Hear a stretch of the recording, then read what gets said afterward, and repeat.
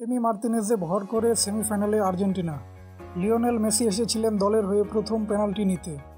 গোলরক্ষক আলেকজান্ডার ডোমিঙ্গেজকে ভুল পথে পাঠিয়েছিলেন বটে, কিন্তু তার পেনেক্কা শট বারপোস্টে লেগে চলে যায় ওপরে। কিন্তু পেনাল্টিতে আর্জেন্টিনার ত্রাতা হয়ে উঠেছিলেন এমিলিয়ানো মার্তিনেজ। দুই পেনাল্টি ঠেকিয়ে আরও একবার নায়ক বনে গেলেন এমি মার্তিনেজ। ইকুয়েডরকে 4-2 ব্যবধানে পেনাল্টিতে হারিয়ে সেমিফাইনালে গেল আর্জেন্টিনা। শেষবার আর্জেন্টিনাকে পেনাল্টিতে এমন স্বপ্ন দেখিয়েছিলেন 1990 সালের সার্জিও গাইকোচিয়া। তবে এমি মার্তিনেজকে সম্ভবত তার চেয়েও বড় কিছু বলা চলে। 2021 সালের কোপা আমেরিকা থেকেই পেনাল্টিতে আর্জেন্টিনার ভরসা হয়ে উঠেছিলেন। কলম্বিয়ার বিপক্ষে ঠেকিয়েছিলেন 3 পেনাল্টি। এরপর বিশ্বকাপ নেদারল্যান্ডস আর ফ্রান্সের বিপক্ষে জয় তো ধরা দিল এমি মার্তিনেজের বিশ্বস্ত হাতের সূত্রে।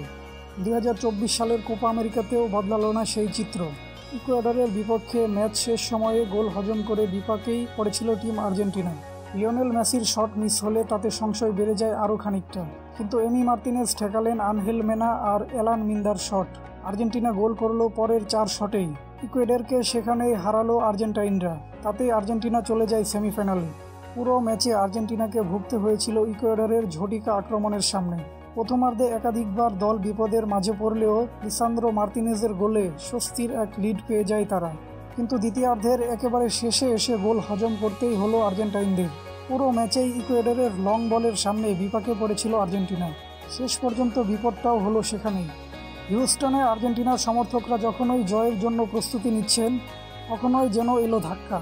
যোগ করা সময়ের প্রথম মিনিটে জন ইয়াবোহার ক্রসে মাথা ছুঁয়ে ইকুয়েডরকে সমতায় ফেরান কেভিন রদ্রিগেজ। 1-1 গোলের সমতায় শেষ হলো নির্ধারিত 90 মিনিটের খেলা। কোপা আমেরিকার নিয়ম মেনে ম্যাচ চলে যায় সরাসরি পেনাল্টির শুটআউটে, যেখানে গোলবারের নিচে নায়ক একজনই, এমিলিয়ানো মার্তিনেজ। দ্বিতীয়ার্ধের শুরুতেই ম্যাচের দৃশ্যপট দখলে নেয় ইকুয়েডর।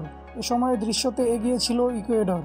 আর্জেন্টিনা যেখানে পুরো 45 মিনিটে একবারই কেবল গোলে শট নিয়েছে, সেখানে বারবার আর্জেন্টাইনদের ডিবক্সে হানা দিয়েছিল এনার ভ্যালেন্সিয়া ময়েসেস কেইসডোরা। ম্যাচের 62 মিনিটে সমতায় ফিরতে পারত তারা, কিন্তু শেষ পর্যন্ত এনার ভ্যালেন্সিয়ার পেনাল্টি ফিরে আসে বার থেকে। আর্জেন্টিনাকে এরপর আক্রমণে কিছুটা ব্যস্ত হতে দেখা গিয়েছিল, কিন্তু সেটা হতাশাই বাড়িয়েছে শুধু। আর্জেন্টিনার হয়ে 67 মিনিটে লিওনেল মেসিকে একটা শটই নিতে দেখা গিয়েছিল। গোলের সন্ধানে লাউতারো মার্তিনেজকে উঠিয়ে নামানো হয় হুলিয়ান আলভারেজকে, যদিও তাতে খুব একটা লাভ হয়নি আর্জেন্টাইনদের। আক্রমণ ভাগের এই দুর্বলতা নিশ্চিতভাবেই পরের ম্যাচে ভাবাবে কোচ লিওনেল স্কালোনিকে। রক্ষণ ভাগ আর মাঝ মাঠে দুর্দান্ত পারফরম্যান্স উপহার দিলেও হতাশা বাড়িয়েছে আর্জেন্টিনার ফ্রন্ট লাইন। ম্যাচের প্রথমার্ধেও চিত্রটা অনেকটা এমনই ছিল। প্রথমার্ধের 10 থেকে 19 মিনিটের সময়ে ইকুয়েডরের সেরা 2 তারকা ময়েসেস কেইসডো এবং এনার ভ্যালেন্সিয়া রীতিমতো নাভিশ্বাস তুলেছিলেন আর্জেন্টাইন রাইট ব্যাক নাউয়েল মালিনার। তবে সেখান থেকে ফিরে আসতে আর্জেন্টিনাও সময় নেয়নি। বলের দখলে নিয়ে কিছুটা রয়েস হয়ে আধিপত্য ফিরিয়ে এনেছে নিজেদের, আর তাতে ফলও এসেছে। লিওনেল মেসির কর্নার থেকে হেডে বল পেছনে পাঠিয়েছিলেন ম্যাক অ্যালিস্টার। দূরের পোস্টে আনমার্কড ছিলেন লিসান্দ্রো মার্তিনেজ। বল সেখান থেকেই জড়ালেন জালে। ম্যানচেস্টার ইউনাইটেডের এই ডিফেন্ডারের গোলের সুবাদেই লিড নিয়ে বিরতিতে যায় কোপার বর্তমান চ্যাম্পিয়নরা। 35 মিনিটের ওই গোল লিসান্দ্রো মার্তিনেজের আর্জেন্টিনা ক্যারিয়ারের প্রথম গোল, আর সেটাই পুরো 45 মিনিটে আর্জেন্টিনাকে দিল অস্বস্তি থেকে মুক্তি। প্রথমার্ধে লিড পেলেও আর্জেন্টিনাকে মাঠের খেলায় খুঁজে পেতে এদিন সময় লেগেছিল অনেকখানি। এনার ভ্যালেন্সিয়া কেইসডো এবং 17 বছরের তরুণ কেন্দ্রি পায়েস ইকুয়েডরকে এগিয়ে রেখেছিলেন অনেকটা।